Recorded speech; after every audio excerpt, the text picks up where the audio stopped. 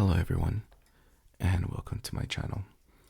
This is my very first ASMR reading video, so thank you for being here and spending a little time with me. On this channel, I'm going to be reading short stories that are in the public domain.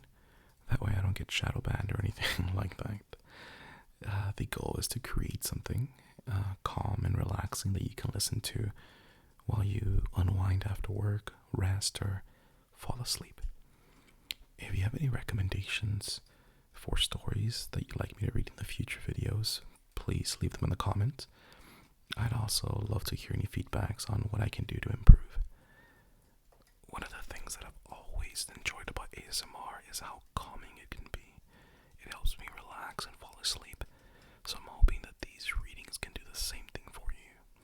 So get comfortable, maybe close your eyes, take a slow breath, and just, go to sleep.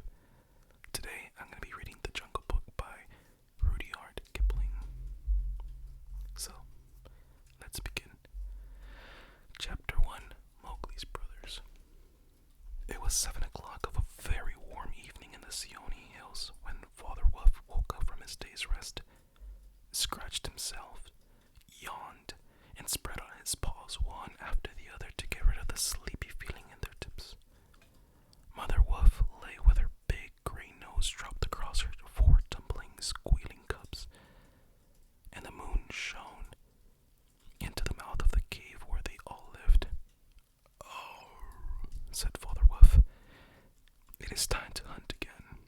He was going to spring down the hill when a little shadow with a bushy tail crossed the threshold and whined, "Good luck go with you, O chief of the wolves, and good luck and strong white teeth go with the noble children, that they may never forget the hungry in this world." It was the jackal, Tabaqui, the dish licker, and the wolves of the India despise Tabaqui because he runs about making mischief and telling tales and eating rags and pieces of leather from the village rubbish heaps. But they are afraid of him too because Tabaqui, more than everyone else in the jungle, is apt to go mad, and then he forgets that if he was ever afraid of anyone and runs through the forest biting everything in his way. Even the tiger runs and hides when the little Tabaqui goes mad, for madness is the most disgraceful thing that can overtake a wild creature. We call it hydrophobia, but they call it Dewani, the madness, and run. "Enter then and look," said Father Wolfie stiffly, "but there is no food here. For a wolf, no," said Tabaqui. "But for so mean a person as myself, a dry bone is a good feast. Who are we? The Giderlong, which means the jackal people. To pick and choose." He scuttled to the back of the cave where he found the bone of a buck with some meat on it, and sat cracking the end merrily.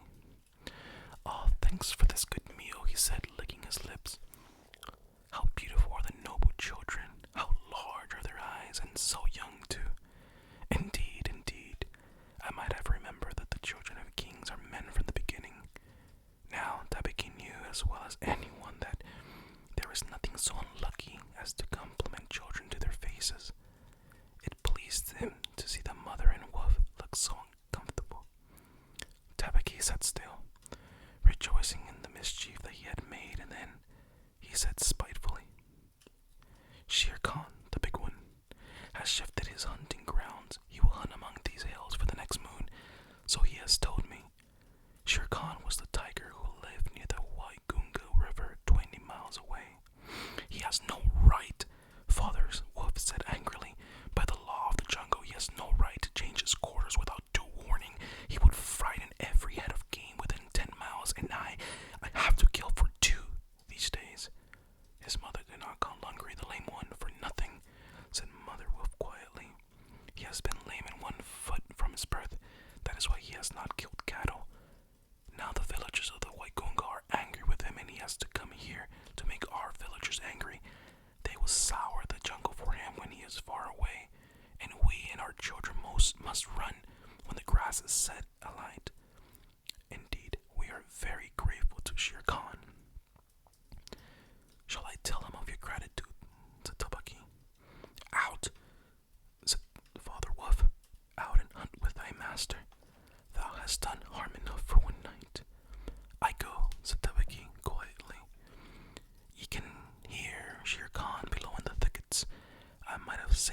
myself the message. Father Wolf listened, and below in the valley, and ran down to the little river that he heard from the dry, angry, snarly sing-song whine of a tiger who had caught nothing and does not care if the jungle knows it. "The fool," said Father Wolf, "to begin a night's work with that noise. Does he think that our buck are like his fat Waigunga bullocks?" "Hush, it is neither bullocks nor buck that he hunts tonight," said Mother Wolf. "It is man." The whine had changed to a sort of humming purr that seemed to come from every quarter of the compass.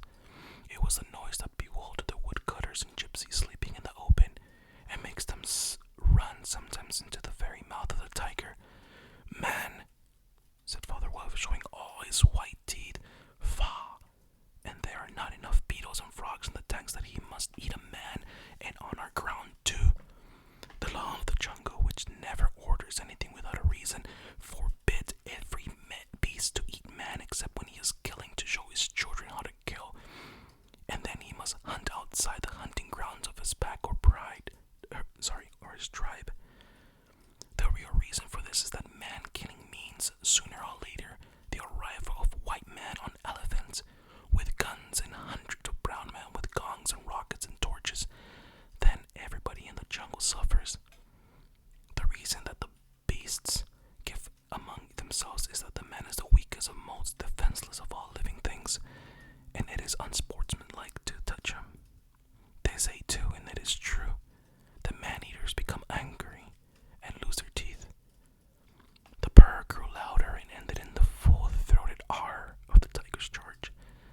Then there was a howl, an untigerish howl from Shere Khan. "He had missed," said Mother Wolf. "What is it?" Father Wolf ran out of the few paces and heard Shere Khan muttering and mumbling savagely as he tumbled about in the scrub. "The fool has had no more sense than to jump to a woodcutter's campfire and to burn his feet," said Father Wolf with a grunt. "Tabaqui is with him." "Something is coming uphill," and said Mother Wolf, twitching one ear. "Get ready." The bushes rustled a little in the thicket, and Father Wolf dropped in his haunches under him, ready for his leap. Then, if he had been watching, you would have seen that the most wonderful thing in the world happened. The wolf checked in mid-spring. He made his bound before he saw what it was that he was jumping at, and then he tried to stop himself. The result was that he shot straight up into the air 4 or 5 feet, landing almost where he had left the ground. "Man," he stopped. "A man's cub, look." Directly in front of him, holding on by a low branch, stood a naked brown baby who could just walk. As soft and as dimpled as a little Thomas ever came to a wolf's cave at night. He looked into the father's wolf face and laughed. "Is that a man's cub?" said Mother Wolf. "I've never seen one. Bring it here."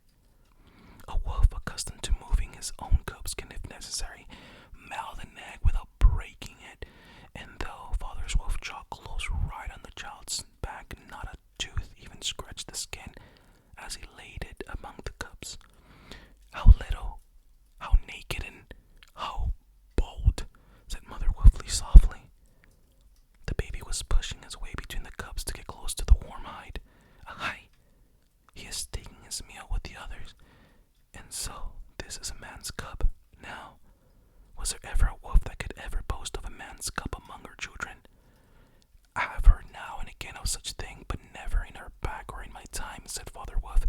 "He is altogether without hair, and I could kill him without even a touch of my foot. But see, he looks up and is not afraid." The moonlight was blocked out of the mouth of the cave, for Shere Khan's great square head and shoulders were thrust into the entrance. Tabaqui behind him was squeaking, my lord, it went in here." "Shere Khan does us great honor," said Father Wolf, but his eyes were very angry. "What does Shere Khan need?" "My quarry. A man's cub went this way," said Shere Khan. "Its parent have run off. Give it to me." Shere Khan had jumped out of the woodcutter's campfire, as Father Wolf had said, was furious from the pain of his burned feet,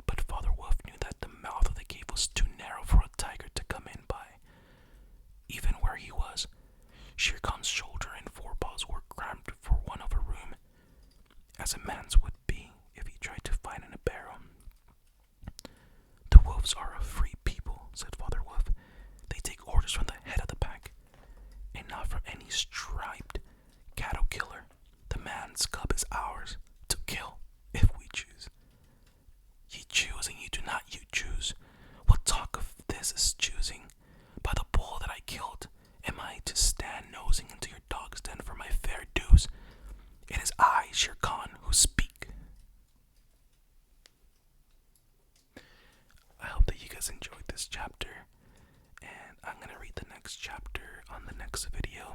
The next one is called The Tiger's Roar Filled the Cave with Thunder. So we'll see what Shere Khan does after. Until next time.